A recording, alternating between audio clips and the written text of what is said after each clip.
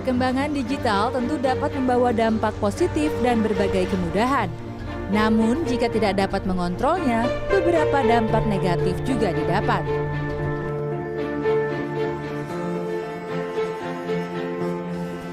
Ya, pada awalnya media sosial memang diperuntukkan sebagai ruang atau wadah komunikasi dan juga informasi bagi mereka yang mungkin terpisah jarak. Namun, kita lihat bagaimana sebenarnya. Kini, masuk ke dunia digital adalah keniscayaan bagi kita semua, terutama bagi kalian mahasiswa. Dunia maya berjalan seiring dengan dunia nyata, dari berteman, kuliah, hingga berniaga kita lakukan di dunia maya. Maka tak heran jika dunia maya sama riuhnya dengan dunia nyata. Ada sukacita, duka, marah, untung, atau bahkan rugi. Lantas, apakah dunia maya sama dengan dunia nyata? Apakah aturan di dunia nyata berlaku di dunia maya? Ternyata, untuk masuk ke rimba raya dunia maya perlu bekal panduan agar kita tidak tersesat.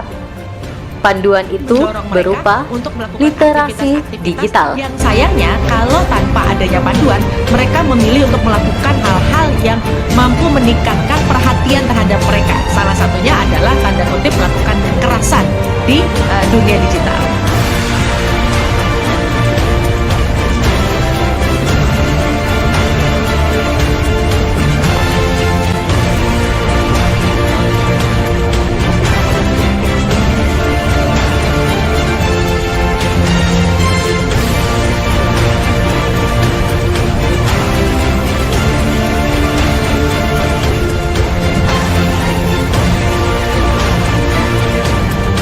Apakah literasi digital itu? Literasi digital adalah pengetahuan serta kecakapan pengguna dalam memanfaatkan media digital, seperti alat komunikasi, jaringan internet, dan sebagainya. Kecakapan pengguna dalam literasi digital mencakup kemampuan untuk menemukan, mengerjakan, mengevaluasi, menggunakan, membuat, serta memanfaatkannya dengan bijak, cerdas, dan tepat waktu sesuai dengan kegunaannya.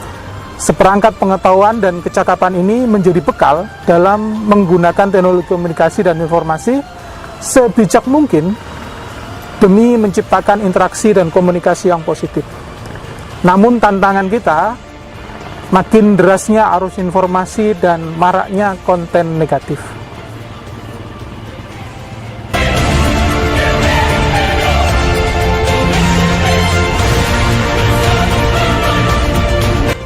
Untuk menjadi cakap digital, langkah pertama adalah ketahui dan pahami gawai beserta sistem yang dipakai. Pahami juga karakteristik media sosial yang Anda pilih.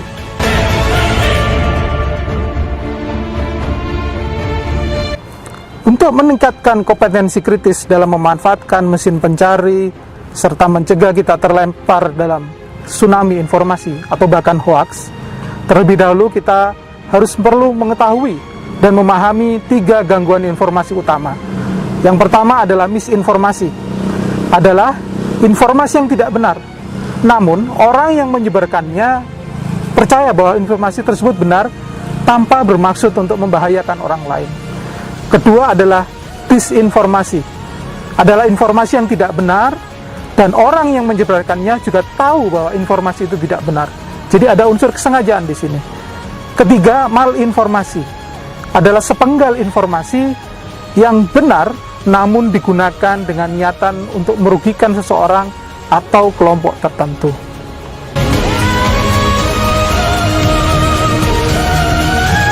%73% warga Indonesia sudah mengakses internet. Data dan fakta ini peluang sekaligus tantangan.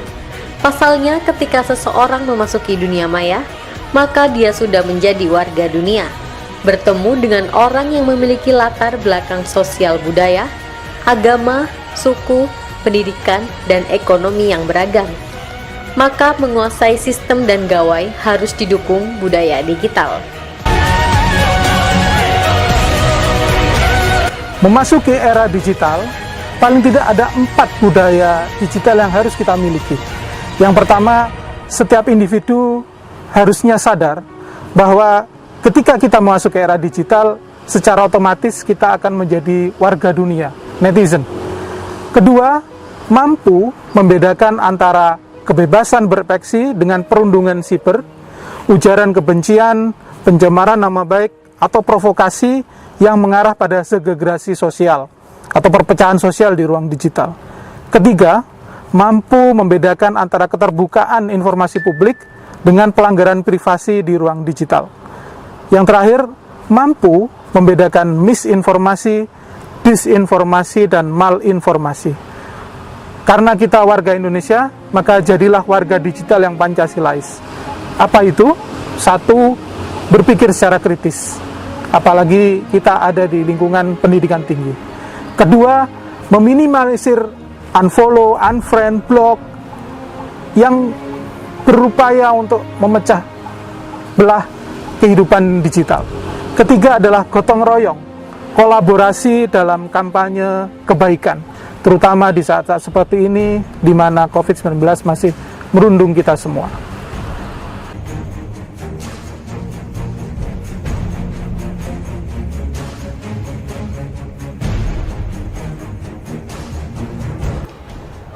Apakah dunia maya atau dunia digital punya panduan atau pedoman?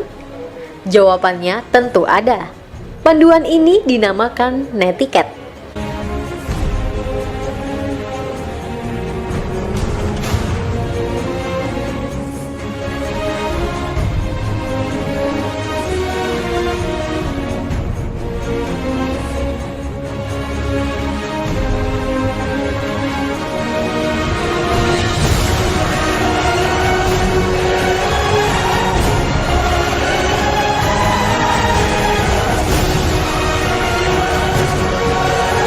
Ketika seseorang memasuki dunia digital, maka dia berada di sebuah wilayah yang tanpa batas, bertemu dengan banyak orang dari latar belakang yang berbeda, sehingga berpotensi menimbulkan kesalahpahaman dan sebagainya. Lantas bagaimana? Apakah ada pedoman di dunia digital? Jawabannya ada. Yang kita sebut sebagai netiquette atau tata krama di dunia maya. Netiquette mengajarkan kepada kita, walaupun di dunia maya kita tidak bertemu secara tatap muka, namun pada dasarnya kita bertemu dengan sesama manusia yang hubungannya diatur oleh tata krama.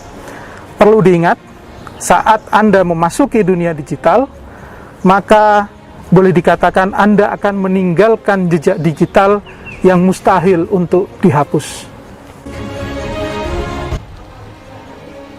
Dunia digital memudahkan kehidupan kita. Kuliah bisa jarak jauh, lapar tinggal pesan, butuh barang tinggal klik. Eits, itu bagian yang indah dari dunia digital. Bagian yang kelam pun ada, maka waspadalah. Ada dua masalah utama kita hari ini. Yang pertama, banyaknya arus informasi yang kita terima. Yang kedua adalah konten negatif. Konten negatif muncul karena motivasi pembuatnya yang memiliki kepentingan ekonomi, politik, mencari kambing hitam, dan memecah belah masyarakat. Paling tidak ada 3 bentuk konten negatif. Yang pertama adalah hoax atau berita bohong. Kedua adalah perundungan siber atau cyberbullying yang bisa berbentuk doxing, menyebarkan data orang lain. Kemudian cyberstalking, memata-matai orang lain di dunia maya, body shaming, atau revenge porn, menyebarkan foto, gambar, hubungan intim di dunia maya, sehingga menimbulkan rasa takut yang bahkan berlanjut ke dunia nyata. Ketiga adalah ujaran kebencian atau hate speech, adalah ungkapan atau ekspresi yang menganjurkan ajakan untuk mendiskreditkan, menyakiti, atau tujuan membangkitkan permusuhan serta kekerasan dan diskriminasi kepada sekelompok orang. Seperti umumnya teknologi, dia bak pisau bermata dua, bisa menguntungkan, tapi juga dapat merugikan. Ada sisi positif, tapi pasti ada sisi negatif. Kesemuanya bergantung kepada diri kita sendiri. Yang lebih penting lagi, dunia digital memiliki rekam jejak digital. Secanggih apapun sistem keamanan yang tersedia, kita harus tetap aktif untuk melindungi kita, melindungi data kita, melindungi sesama kita. Ada 5 kompetensi digital keamanan yang wajib kita miliki. Yang pertama, amankan perangkat digital Anda. Kedua, amankan identitas digital Anda. Ketiga, waspadai penipuan digital. Kemudian, pahami rekam jejak digital Anda. Yang terakhir adalah, mari kita lindungi generasi muda kita, terutama anak-anak yang masih berusia di bawah 17 tahun. Waspadai penipuan. Paling tidak ada 4 penipuan digital yang sering sekali kita temukan di dunia digital. Pertama adalah scam. Penipuan yang paling umum, memanfaatkan empati orang, mengirimkan SMS dan sebagainya. Kemudian spam, ya, iklan yang secara halus masuk ke perangkat digital kita, masuk ke email kita dan sebagainya. Kemudian phishing, istilah penipuan yang menjebak korban dengan target menyasar kepada orang-orang yang percaya bahwa informasi yang diberikannya adalah benar. Oleh karena itu, phishing menyasar data pribadi seperti identitas pribadi, rekening bank kita, atau PIN dan password email kita, termasuk di media sosial kita. Yang keempat adalah hacking. Orangnya disebut sebagai hacker. Orang yang memiliki kemampuan di bidang teknologi informasi dan komunikasi yang membuat program tertentu sengaja masuk ke sistem tertentu juga untuk meraih keuntungan yang tidak benar. Rekam jejak digital. Apa itu? Secara umum, jejak digital adalah jejak data yang kita buat dan kita tinggalkan saat menggunakan perangkat digital apapun. Tidak hanya perangkat digital, namun termasuk situs web yang kita kunjungi, email yang kita kirim, komentar kita di media sosial, belanja daring, dan segala informasi yang kita kirimkan ke berbagai layanan daring yang ada. Bagaimana lantas menghapus jejak digital? Jawabannya adalah tidak mungkin. Kita di dunia digital hidup dengan orang lain yang mungkin sebelumnya sudah menangkap, menyimpan apa yang kita omongkan, apa yang kita tulis. Jika kejadiannya seperti ini, maka hampir tidak mungkin rekam jejak digital kita akan hilang. Oleh karena itu, jika kalian masuk ke dunia digital dan membuat hal positif, maka kalian akan dikenang. Namun sebaliknya, jika jejak negatif yang kalian tinggalkan, maka jejak itu akan dilihat oleh banyak orang. Oleh karena itu, bijaklah di dunia nyata dan bijaklah juga di dunia maya.